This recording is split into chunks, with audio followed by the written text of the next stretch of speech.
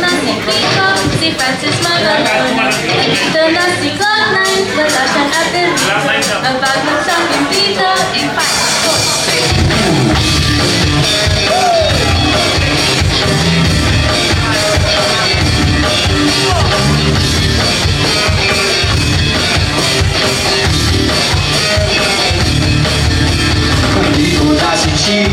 si Chito Miranda, nandito rin si Kiko, si Francis Magalona. Nandito rin si Cloud9, wala siyang apelido. Pagpapagsakan dito, mauuna si Cairo.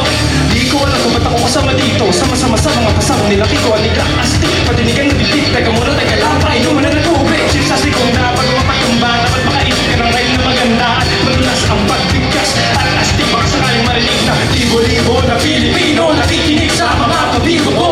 Di ka ba nagugulat sa mga naganap? Di ko tinalang kung ba't ako sikat. Para bang panaginip, pagkinin ko kami, talagang sinusulit ang pagiging makulit. Kailangan galingan, hindi na kahit tapat na natutugan ng palokya. Tapos sa mga shit, para to wala akong masabi. Kung kailangan gumalang ng mga natin kung ito nangyari, pero makasakali na magaling din ako kaya nakasali. At tapos na si Chito Miranda, nandito na si Kiko, si Francis Magalona.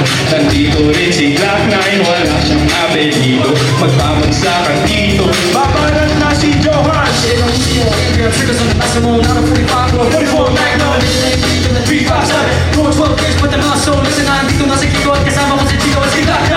And it's time to rock line. Di ko matigil na lumabas ang mga salita sa akin, bebe, di madadaig. Ang bunganga, halos bumunganga, lahat na pumahanga sa talento. Kay taga-talento, ang bata madaluy na ngayon nakatira sa antipolos. Mas floro sa mga hipa, pwede ka rin reno, pwede rin flip-la. Sigla, kasama ng parokya, parang bulagaan na kailangan di mo bokya. Di mo lang kailangan pang malaman kung plak pa. Hindi lahat ay nagsama-sama. Ay, check, ito na lang sa ng pwesa. Mas magalang klak na yung parokya. 1, 2, 3, 4, let's go din!